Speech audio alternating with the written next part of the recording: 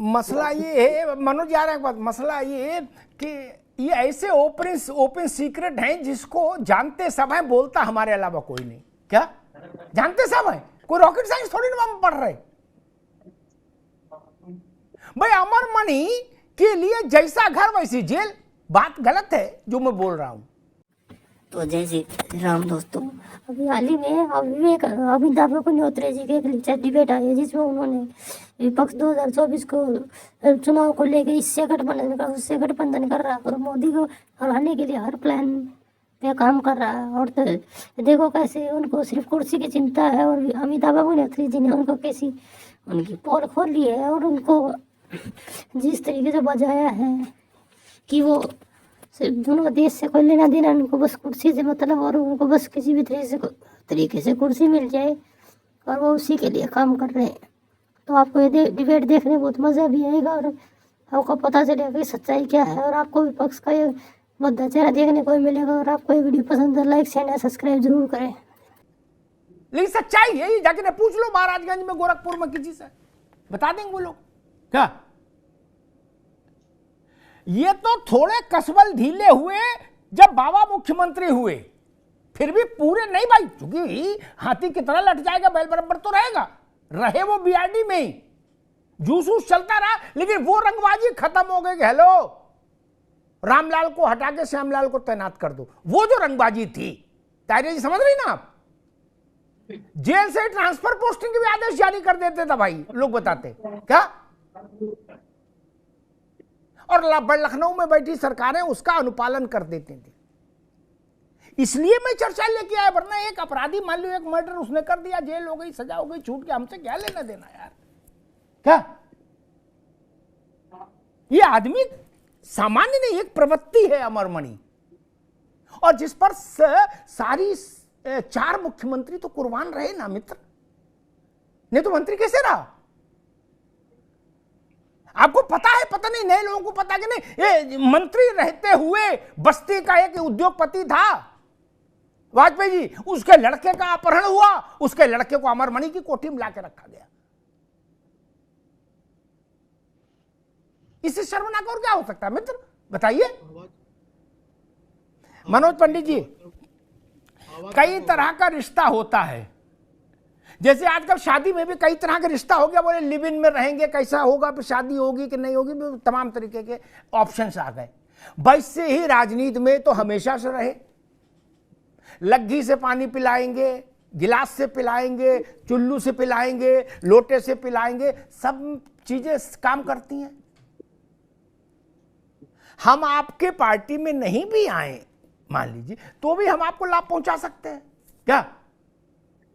नहीं, और उसके बदले में हम अपना नेग ले लेंगे? नहीं। अमिताभ जी, आप मुझे बताइए, आप जैसे पत्रकार अब उत्तर प्रदेश की राजनीति में, क्या हिंदुस्तान की राजनीति में बड़े कम बचे हैं। और मैं बता दूं कि जितनी बेबाकी से आप मुद्दों को रख पाते हैं, शायद लोग रख भी नहीं पाते, और जो रख पाते हैं वो अपने घर चले जाते हैं।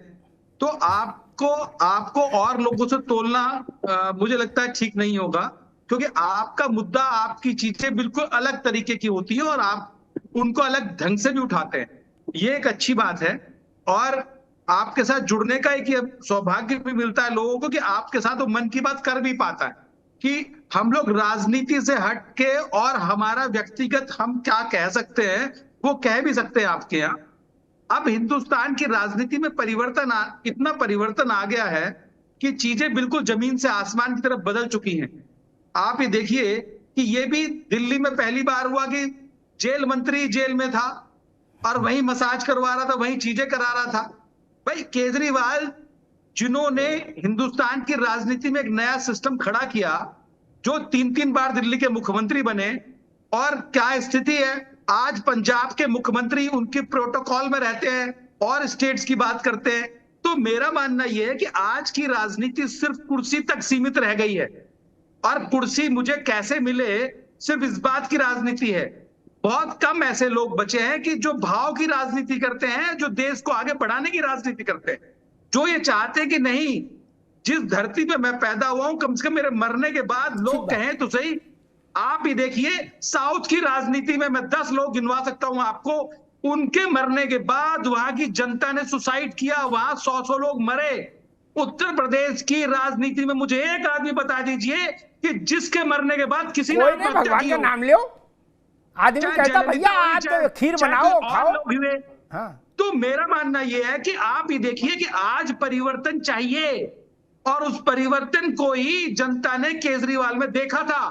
पर लेकिन वो परिवर्तन कहां आया? नहीं आया ना। जब आप सत्ता में आए, जब आप चीजों में आए, तो आपको लगने लगा नहीं यही सब कुछ है। तो मेरा मानना यह है कि अच्छे बात। लोग राजनीति में आए, अच्छी चीजें आगे बढ़ाई जाए, और अच्छी परिपाटी तभी आप बना सकते हो जब अच्छे लोगों का ग्रुप बने। नहीं बन सकता, नहीं बना सकते। तो कुछ ऐसी बात। मजबूरियां हैं कि जिसके लिए आपको चलाने और चीजें चलती चलती चली जाती। ठीक बात तो ये मनोज जी। अमरमणि वाजपेयी त्रिपाठी जी, हो। ठीक मनोज भाई आएंगे दोबारा। वाजपेयी जी एक बात बताइए, हिंदुस्तान भर में जेलों की का मॉडल माना जाता है तिहाड़ को, ठीक? जी जी। अब गुरसाहिबगंज, अमेठी, रायबरेली, फरुखाबाद, पटरौना, कुशीनगर, महाराजगंज, ताराजगंज, इनमें जो जेलें हैं, खस्ता हाल चीजें जेलें, क्या वहां का तो छोड़ ही दो, इन सबकी सबसे बड़ी इमारत तिहाड़ है ना आपकी जेल की देश में। जब तिहाड़ में ये स्थिति देख ली देश ने कि जो जेल में है वो मसाज करा रहा है, मौज ले रहा है, तो फिर छोटे शहरों में जो जेलें हैं उनका तो राम ही भरोसे है, नहीं वाजपेयी जी? हेलो।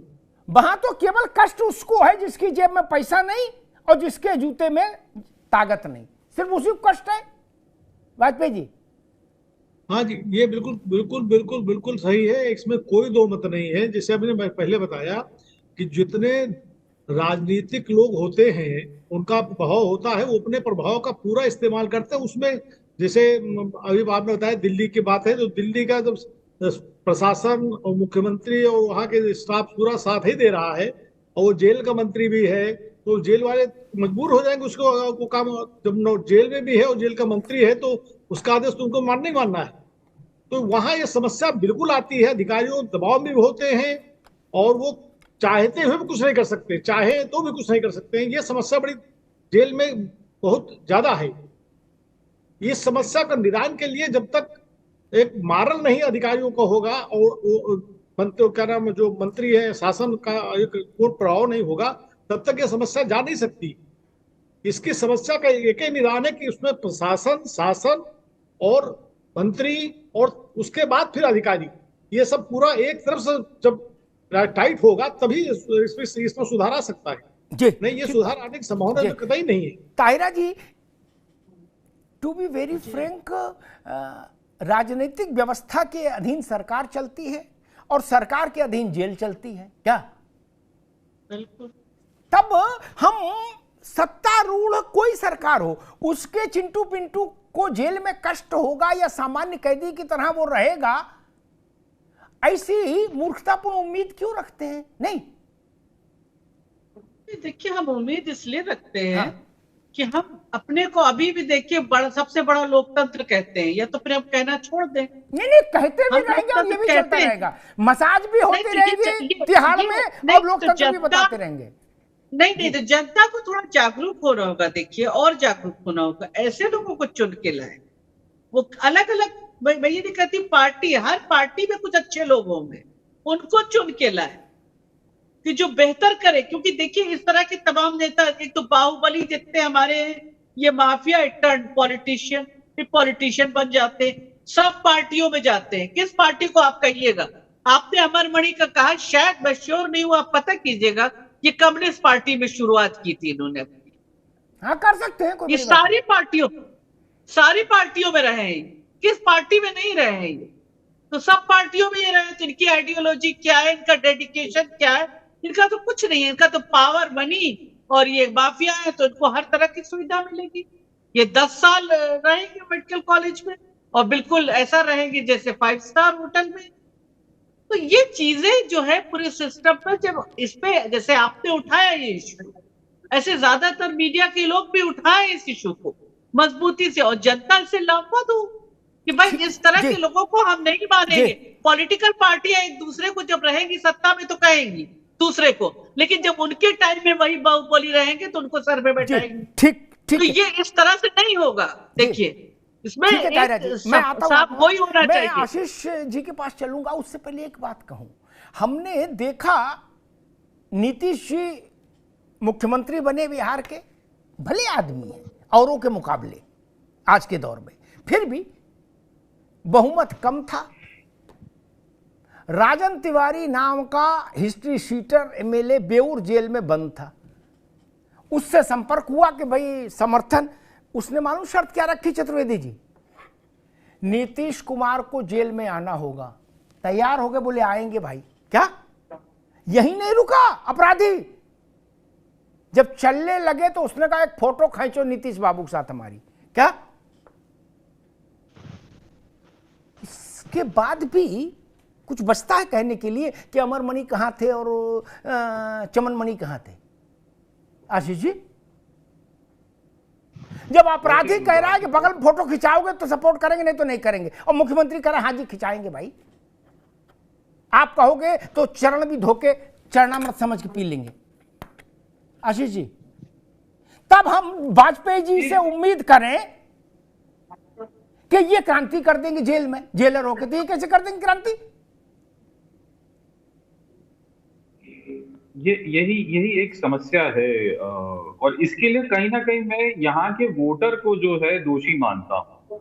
मैं आपको एक व्यक्तिगत एग्जांपल देता हूँ छोटा सा। जब मैं पहली बार विधानसभा का चुनाव लड़ रहा था जी, तो मेरे पास एक गाड़ी था, उसी से लेके प्रचार में पहुंच गया मिलने लोगों से।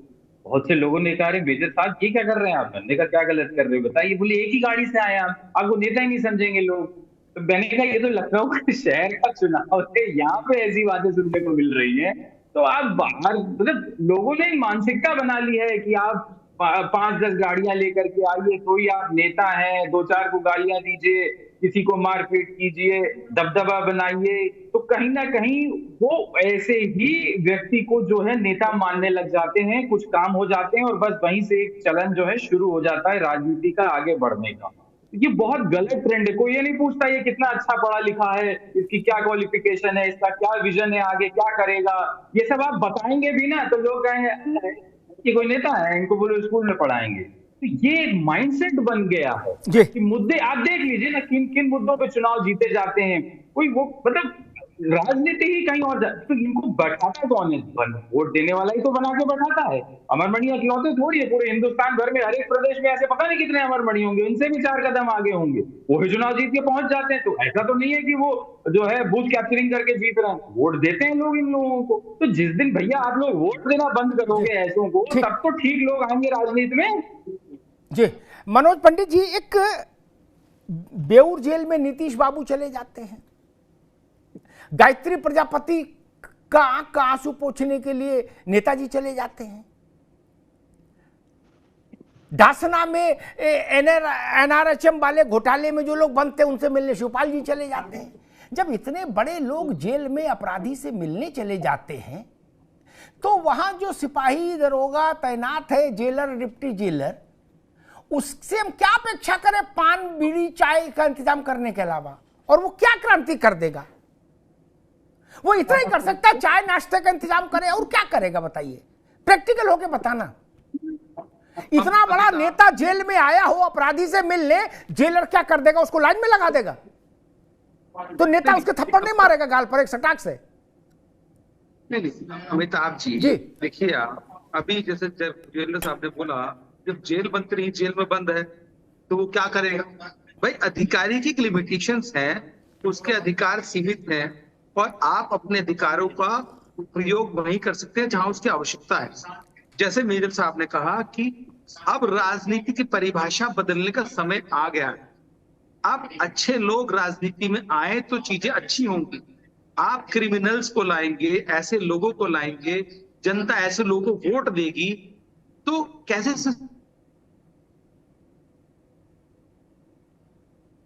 जाएंगे? आज की डेट में राजनीति व्यापार बना दिया लोगों ने। भाव नहीं है लोगों के मन में कि हम कुछ अच्छा कर सकें। अगर आप अच्छा करने की कोशिश भी करेंगे तो लोग आपको करने नहीं देंगे। क्यों? क्योंकि लोगों ने जो पिक्चर दिमाग में बना ली